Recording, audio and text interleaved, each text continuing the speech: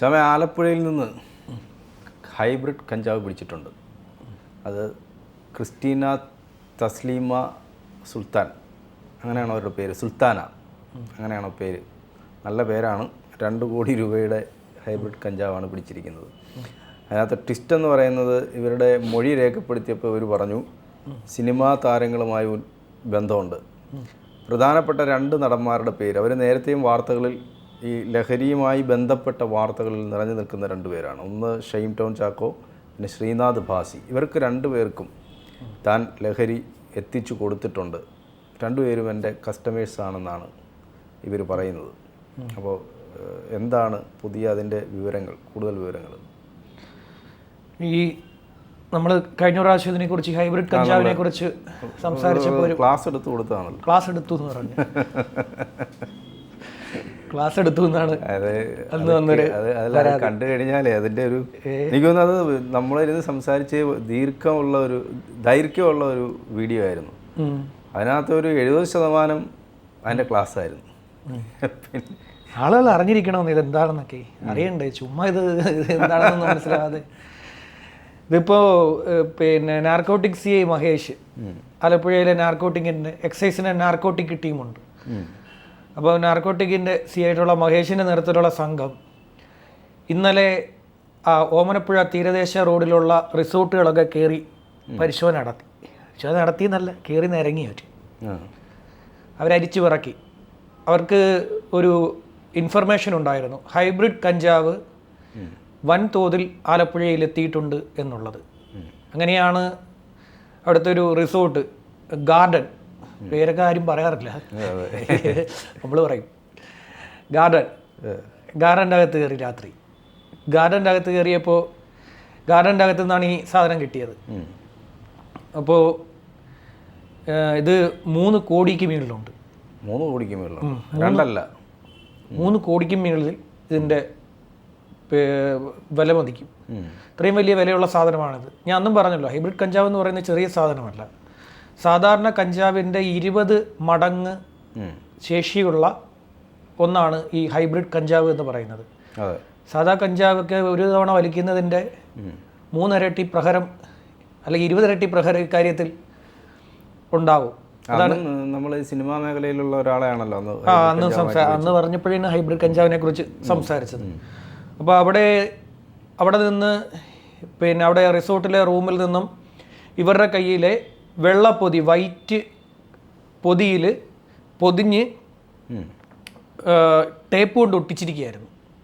ഈ സാധനം ഇവരുടെ മെത്തയുടെ അടിയിൽ നിന്ന്, മെത്ത എങ്ങനെ കിടക്കുന്നു അതിൻ്റെ തുല്യമായ രീതിയിൽ 3 പാക്കറ്റുകളിലായിട്ട് ഉണ്ടായിരുന്നു.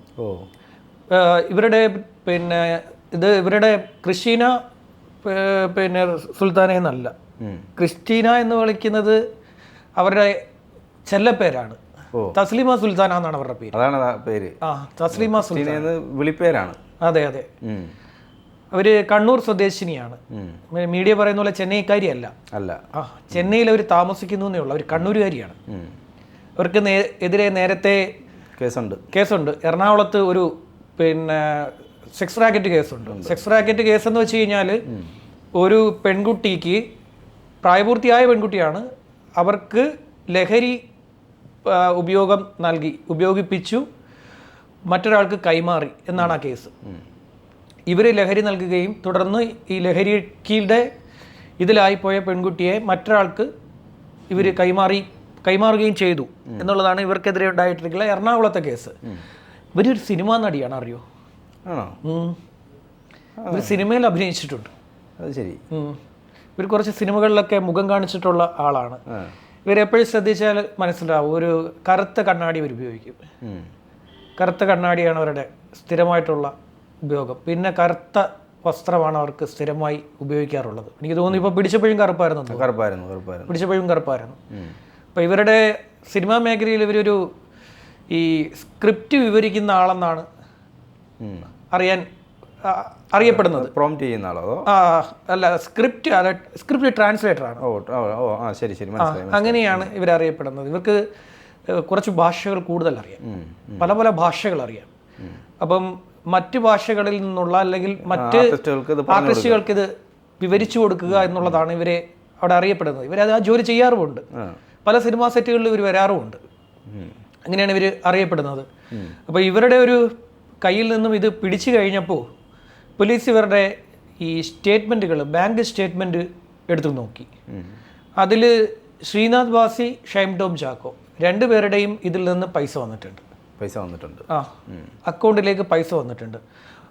ഇത് സംബന്ധിച്ചുള്ള ചോദ്യങ്ങൾക്ക് അവർ പറഞ്ഞത് ശ്രീനാഥ് ബാസിക്കും ഷൈം ടോം ചാക്കോയ്ക്കും ഒപ്പം ഇരുന്ന് ലഹരി ഉപയോഗിച്ചിട്ടുണ്ട്, അവർക്ക് ലഹരി നേരിട്ട് ഹൈബ്രിഡ് കഞ്ചാവ് നൽകിയിട്ടുണ്ട് എന്നാണ് ഇവർ കൊടുത്തിരിക്കുന്ന മൊഴി. മൂന്നാമതൊരാളുടെ കൂടി പേര് ഇവർ പറഞ്ഞിട്ടുണ്ട്, പക്ഷേ അത് എക്സൈസ് പറയുന്നില്ല. പറയാത്ത കാരണം ഇവരുടെ ബാങ്ക് ട്രാൻസാക്ഷനിൽ അങ്ങനെ ഒരാളില്ല, നിലവിലില്ല. അതിന് ഇവരുടെ ഫോൺ പിടിച്ചെടുത്ത് സൈബർ പരിശോധന അക്കാര്യത്തിൽ നടത്തണം. ഇവരെ പിടിക്കുമ്പോൾ ഇവരുടെ കുട്ടികളും അവിടെ ഉണ്ടായിരുന്നു, മക്കളും അവിടെ ഉണ്ടായിരുന്നു. കുട്ടികളായതുകൊണ്ട് അവരെ അപ്പം തന്നെ എക്സൈസ് അവിടെ നിന്നും മാറ്റി. അപ്പോൾ ഇതിൽ ശ്രീനാഥ് ബാസിക്കും ഷൈം ടോം ചാക്കോയ്ക്കും ഇത് കൊടുത്തിട്ടുണ്ട്, നേരിട്ട് കൊടുത്തിട്ടുണ്ട്, നേരിട്ട് ഇടപാടുകൾ നടത്തിയിട്ടുണ്ട് എന്നുള്ളതാണ് പറയുന്നത്. ജോണേട്ടൻ പറഞ്ഞതുപോലെ തന്നെ ഈ രണ്ട് വ്യക്തികളും നേരത്തെ തന്നെ പലതവണയായി ഇത്തരം കേസുകളിൽ ആരോപണം നേരിടുന്നവരാണ്. അപ്പോൾ ഇവിടെ സംഭവിക്കാൻ പോകുന്ന ഒരു കാര്യം, മുഖ്യ പ്രതിയാണ് സുൽത്താന, തസ്ലീമ സുൽത്താന മുഖ്യ പ്രതിയാണ്.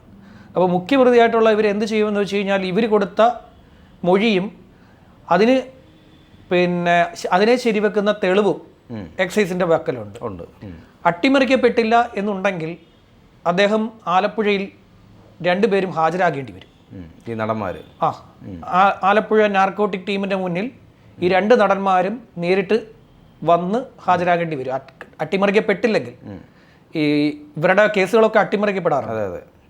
ഇവരുടെ കേസ് ഞാൻ പറഞ്ഞല്ലോ, ആദ്യത്തെ കൊക്കൈൻ കേസ് കോടതിയിൽ എത്തിക്കഴിഞ്ഞപ്പോൾ അത് നിമിഷ നേരം കൊണ്ട് പൊളിച്ചുകൊണ്ട് പോകാൻ അവരെ കൊണ്ട് സാധിച്ചതാണ്. നേരത്തെ ശ്രീനാഥ് ബാസിക്കും ഒരു നടിക്കും എതിരെ ഇതുപോലെയുള്ളൊരു ആരോപണം വന്നപ്പോൾ അതിലും വിളിച്ച് സ്റ്റേറ്റ്മെന്റ് എടുത്ത് പറഞ്ഞു വിട്ടു എന്നല്ലാതെ കാര്യമായൊരു നടപടി. നടി രക്ഷപ്പെട്ടു പോവുകയും ചെയ്തു. വന്ദേ ഭാരതി പോകാൻ വേണ്ടിയിട്ട് അതെ, വന്ന് കിടന്നുറങ്ങിയതാണെന്ന് പറഞ്ഞ് അവർ പോവുകയും ചെയ്തു. വന്ദേ ഭാരതിലൊക്കെ പോകുമ്പോൾ എവിടെയെങ്കിലും ചെന്ന് ഉറങ്ങണം. അതാണ് അങ്ങനെ അവർ പലപ്പോഴും രക്ഷപ്പെടുന്നവരാണ്. ഇപ്പൊ ഇവിടെ ഉണ്ടായിരിക്കുന്ന ആരോപണം എന്ന് പറയുന്നത്, ഇവിടെ മുഖ്യപ്രതി രണ്ടുപേരുടെ പേരുകൾ പറയുന്നു. രണ്ടുപേരുടെ അല്ല, 3 പേരുടെ പേരുകൾ പറയുന്നുണ്ട്. മൂന്നാമത്തെ ആളുടെ ക്കെതിരെ തെളിവില്ല. രണ്ടുപേർക്കെതിരെ തെളിവുണ്ട്, ബാങ്ക് സ്റ്റേറ്റ്മെന്റുകളുണ്ട്, വാട്സപ്പ് ചാറ്റുകളുണ്ട്, ഡിജിറ്റൽ എവിഡൻസ് ഉണ്ട്. ആ സാഹചര്യത്തിൽ രണ്ടുപേരെയും നാർക്കോട്ടിക് ടീമിനെ വിളിപ്പിക്കേണ്ടി വരും. വിളിപ്പിച്ച് ഇവരുമായിട്ടുള്ള ബന്ധം എന്താണ് എന്നുള്ളത് പറയേണ്ടി വരും. അവർക്ക് അവിടെ പ്രതിരോധിക്കാൻ പറ്റുന്നൊരു സാധനം, ഇവർ സിനിമാ മേഖലയിൽ ഉള്ളവരാണ്. ഈ സുൽത്താന എന്ന് പറയുന്നത്, തസ്ലീമ സുൽത്താന സിനിമാ മേഖലയിൽ ഞാൻ പറഞ്ഞല്ലോ ഉള്ളവരാണ്. സ്വാഭാവികമായിട്ട് അതുമായി ബന്ധപ്പെട്ട കാര്യങ്ങൾക്കാണ് തങ്ങൾ പണം നൽകിയതെന്നും അവർക്ക് പറയാൻ സാധിക്കും. ഇവിടെ അങ്ങനെ ഒരു പോയിന്റ് അതിൽ മറഞ്ഞു കിടക്കുന്നുണ്ട്. വക്കീലിനറിയാത്തതെല്ലാം പറഞ്ഞു കൊടുക്കണം. അല്ല, അങ്ങനെ ഒരു പോയിന്റ് അവിടെ മറഞ്ഞു കിടപ്പുണ്ട്. തങ്ങൾക്ക് ഈ പറയുന്ന പോലെ സ്ക്രിപ്റ്റുമായി ബന്ധപ്പെട്ട കാര്യങ്ങൾക്ക്, സിനിമയുമായി ബന്ധപ്പെട്ട കാര്യങ്ങൾക്ക് തങ്ങൾ പണം നൽകി, അതുപോലെ അതുമായി ബന്ധപ്പെട്ട് വാട്സപ്പിൽ ചാറ്റ് ചെയ്തു, അതുപോലെ തന്നെ വിളിച്ചു എന്നുള്ളതാണ് അവിടുത്തെ ഒരു പ്രധാനപ്പെട്ട പോയിന്റ്. ഇത് ഞാൻ പറഞ്ഞു കൊടുക്കേണ്ട കാര്യമൊന്നുമില്ല, അതൊക്കെ അവർക്ക് അവിടെ അറിയാവുന്ന കാര്യങ്ങളാണ്. അവരതുകൊണ്ടല്ലേ ഇത്തരക്കാരെന്ന് ശ്രദ്ധിച്ചിട്ടില്ലേ? അതായത് സിനിമാ നടന്മാർ ലഹരി വസ്തുക്കൾ വാങ്ങുക സിനിമയുമായി ബന്ധപ്പെട്ട് നിൽക്കുന്നവരിൽ നിന്നാണ്. അതുകൊണ്ടാണ് അന്നൊരു മേക്കപ്പ് മാൻ അത്രയധികം ഹൈബ്രിഡ് കഞ്ചാവുമായിട്ട് പിടിക്കപ്പെട്ടത്. അയാളിൽ നിന്നും ഒരാൾ മറ്റൊരാൾ വാങ്ങുകയാണെങ്കിൽ അയാളുമായി എന്തിന് ഇയാൾ ഫോണിൽ വിളിച്ചു എന്നുള്ളതിന് മറുപടി പറയാൻ പറ്റും. കൃത്യമായി മറുപടി പറയാൻ. മേക്കപ്പ് മാനാണ്, സ്വാഭാവികമായിട്ടും നമ്മൾ വിളിക്കും. അതാണ് ഈ കണക്ട് ചെയ്ത് കിടക്കുന്നവരുടെ ബന്ധം. അവർ ഡയറക്റ്റായിട്ട് ഇപ്പോൾ ഈ സാധനം വരുന്നത് തായ്ലൻഡിൽ നിന്നാണ്. തായ്ലൻഡിലാണ് ഇതിൻ്റെ വ്യാപകമായിട്ടുള്ള പ്രൊഡക്ഷൻ നടന്നുകൊണ്ടിരിക്കുന്നത്. തായ്ലൻഡിൽ നിന്ന് അവർ വിപണി കണ്ടെത്തുന്നത് ഇന്ത്യയിലാണ്. ഇന്ത്യയിൽ തന്നെ അവർ ഏറ്റവും കൂടുതൽ വിപണി കണ്ടെത്തുന്നത് ബംഗളൂരുവിലാണ്. ബംഗളൂരിൽ നിന്ന് അടുത്ത് കിടക്കുന്ന നമ്മൾ ഈ ഏരിയയിലോട്ടാണ് ഇത് കൂടുതലായിട്ട്. ഞാനും അന്നും പറഞ്ഞല്ലോ, ബംഗളൂരുവാണ് അവരുടെ ഒരു പ്രധാനപ്പെട്ട കേന്ദ്രം. ഇന്നിപ്പോൾ നമ്മുടെ നാവികസേന കടലിൽ നിന്ന് 2386 കിലോ ഹാഷിഷ് ഓയിൽ പിടിച്ചിട്ടുണ്ട്. അതുപോലെ തന്നെ 121 കിലോ ഹെറോയിൻ ഇപ്പോൾ നാവികസേന പിടിച്ചിട്ടുണ്ട്. ഇന്നലെയാണ് അതിൻ്റെ ഓപ്പറേഷൻ നടന്നത്. ഈ സാധനമൊക്കെ എവിടെ പോകുന്നു? ഇതൊക്കെ ഇങ്ങോട്ടാണ് വരുന്നത്. ഇതിൻ്റെ വിപണി എന്ന് പറയുന്നത് ഇവിടെയാണ്. അപ്പോൾ ഈ സാധനം ഉപയോഗിക്കുന്നത് കൊണ്ടാണോ നിങ്ങളൊക്കെ ഇങ്ങനെ പെരുമാറുന്നതെന്ന് പൊതുസമൂഹം ഇവരോട് നിരന്തരം ചോദിക്കാറുണ്ട്. അതെ, ഈ രണ്ട് നടന്മാരോടും. ഇപ്പം നേരത്തെ തന്നെ ഒരു അവതാരകയോട് ഇൻ്റർവ്യൂവിനിടയിൽ മോശമായി പെരുമാറിയെന്നും പറഞ്ഞ് അദ്ദേഹത്തിനെതിരെ ഒരു പരാതി ഉണ്ടായിരുന്നു. പിന്നെ സിനിമാ സെറ്റിൽ കൃത്യമായി വരാത്തതുമായി ബന്ധപ്പെട്ടും സെറ്റിൽ ഇത് ഉപയോഗിക്കുന്നതുമായി ബന്ധപ്പെട്ടും അദ്ദേഹത്തിനെതിരെ പരാതി അദ്ദേഹത്തിനെ വിലക്കുകയും ചെയ്തിട്ടുണ്ടായിരുന്നു. പിന്നെ ഷൈൻ ടോം ചാക്കോയാണെങ്കിൽ അദ്ദേഹം പറയുന്ന കാര്യങ്ങളെ ബോധ്യപ്പെടുത്തി എടുക്കുക, മനസ്സിലാക്കുക എന്ന് പറയുന്നത് തന്നെ നമ്മൾ ചോദിക്കുന്നതിനൊന്നും അല്ല അദ്ദേഹം, മാധ്യമപ്രവർത്തകർ ചോദിക്കുന്നതിനൊന്നും അല്ല അദ്ദേഹം മറുപടി പറയാറുള്ളത്.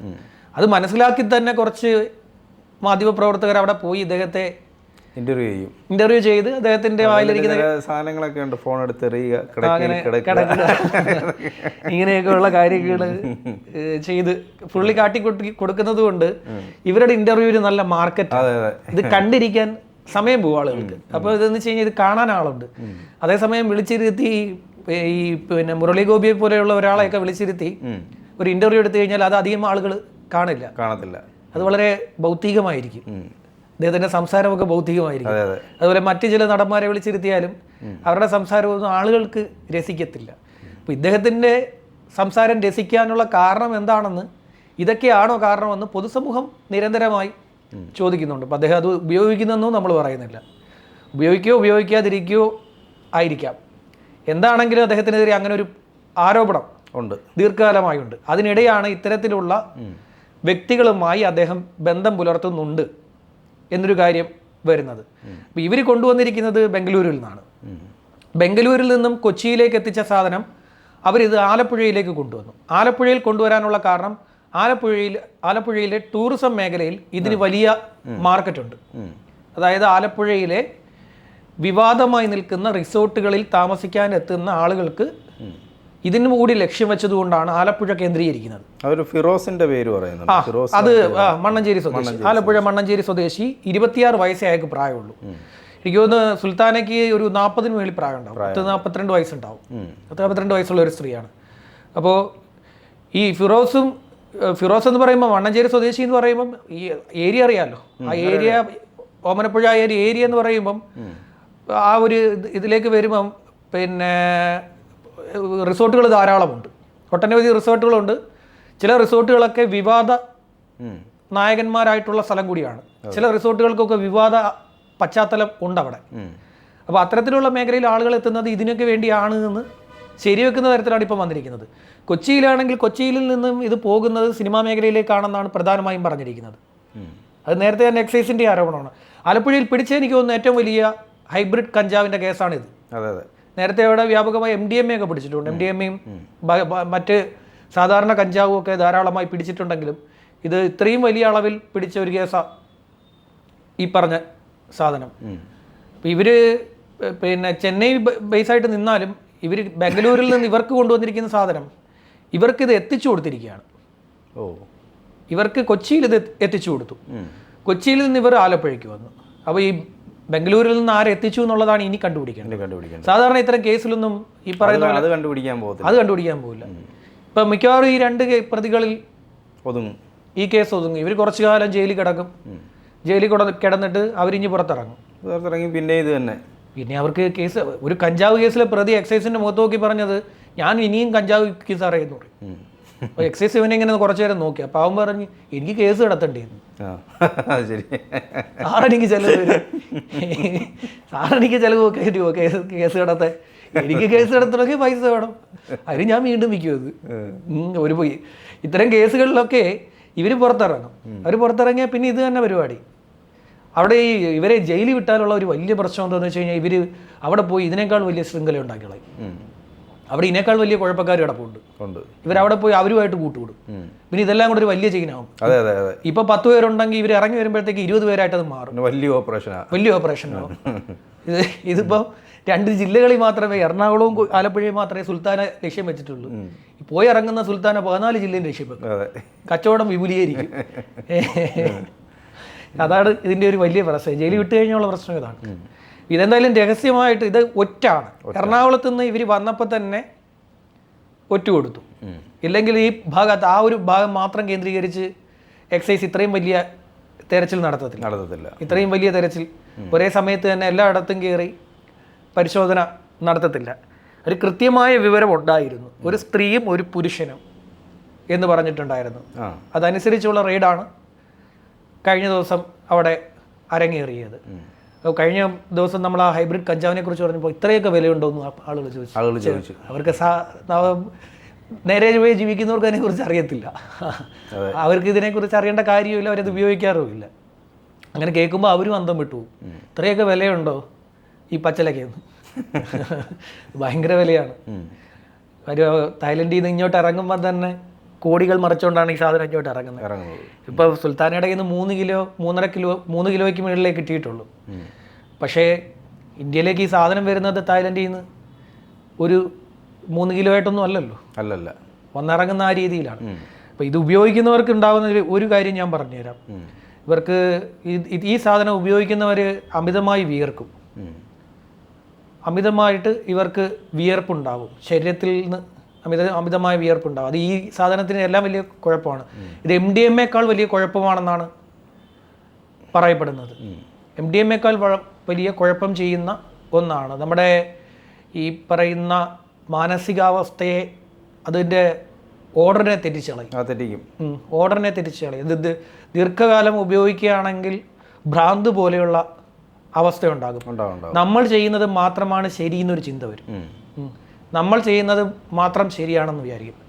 നമ്മൾ ഈ പുറത്തിറങ്ങി ഇങ്ങനെ നിൽക്കുമ്പോഴത്തേക്ക് നാട്ടുകാർ മൊത്തം തെറ്റാണെന്ന് തോന്നും. ഈ സിസ്റ്റമേ ശരിയല്ലെന്ന് വിചാരിക്കും. പുറത്തിങ്ങനെ നോക്കുമ്പോഴേ, പുറത്തിറങ്ങിയ ഒരു ആൾക്കൂട്ടത്തെ നോക്കുമ്പം ആൾക്കൂട്ടം നിൽക്കുന്ന ആൾക്കൂട്ടം ഒരു ഭ്രാന്തന്മാരുടെ കൂട്ടമായിട്ട് നമുക്ക് തോന്നും. നമ്മൾ മാത്രം ആൾക്കൂട്ടത്തിൽ നോർമലായി നിൽക്കുന്നു എന്നൊരു ചിന്ത വരും. ഇതൊക്കെ ഇതിൻ്റെ ഒരു അവസ്ഥയാണ്.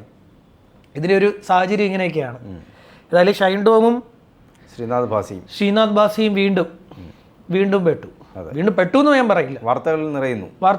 സിനിമാഭിനയത്തിന്റെ പേരിലല്ല, സിനിമാ അഭിനയമല്ല, അവാർഡൊന്നും മേടിച്ചില്ല, സ്റ്റേറ്റ് അവാർഡൊന്നും മേടിച്ചിട്ടില്ല, നല്ല നടനായിട്ടുള്ള അവാർഡ് മേടിച്ചിട്ടില്ല, സഹനടനായി പോയി നല്ല നടൻ എന്നുള്ള അവാർഡ് മേടിച്ചിട്ടല്ല ഇപ്പോൾ വാർത്തയിൽ വന്നിരിക്കുന്നത്. വാർത്തയിൽ വന്നിരിക്കുന്നത് ഹൈബ്രിഡ് കഞ്ചാവ് മേടിക്കാനുള്ള ഉദ്ദേശത്തോടു കൂടി പൈസ ട്രാൻസ്ഫർ ചെയ്തു എന്നുള്ളതാണ്. നേരത്തെ ശ്രീനാഥ് ഭാസിക്കെതിരെ ഉണ്ടായിരുന്ന ഒരു ആരോപണം ഇതായിരുന്നു: ലഹരി വിൽപ്പനക്കാർക്ക് പൈസ അയച്ചു കൊടുത്തിരിക്കുന്നു, ലഹരി വസ്തുക്കൾ വിൽക്കുന്ന ആൾക്ക് പൈസ അയച്ചു കൊടുത്തു, സാമ്പത്തികം അയച്ചു കൊടുത്തു. പൈസ അങ്ങനെ കൈകാര്യം ചെയ്യരുത്. അല്ല, ഇത് അതിനെ ഉപദേശിക്കണ്ട. ഇനി അടുത്തത് എന്തായാലും ഈ കേസിന്റെ ഭാവി എന്താണെന്ന് നമുക്ക് നോക്കാം. നമ്മൾ പ്രതീക്ഷിക്കുന്ന തരത്തിൽ വരുമോ എന്ന് എനിക്ക് സംശയമുണ്ട്. അദ്ദേഹത്തിനെ ചോദ്യം ചെയ്യാൻ വിളിപ്പിക്കുമായിരിക്കും. എക്സൈസിൽ എന്തായാലും പേര് വന്ന സ്ഥിതിക്ക് ചോദ്യം ചെയ്യാൻ വിളിപ്പിച്ചേ പറ്റും. നോട്ടീസ് കൊടുക്കും അവർ, നോട്ടീസ് കൊടുത്ത് വിളിപ്പിച്ച് ഇയാൾ വന്ന് ഇത് പറയും. പിന്നെ വേറെ കാര്യങ്ങളൊന്നുമില്ലല്ലോ. അവർ പിന്നെ കുറച്ച് നേരം ഒരു കാര്യം പറഞ്ഞിട്ട് ചായ കുടിച്ച് പിരിയും. അവർ 2 വഴിക്ക് പോകും. എക്സൈസിന്റെ വഴിക്ക് പോകും, ശ്രീനാഥ് ഭാസിയുടെയും ഷൈൻ ടോം ചാക്കോ പിന്നെ എങ്ങോട്ട് പോകും നമുക്ക് പറയാനും പറ്റില്ല. ശരിയെങ്കിൽ ശരി.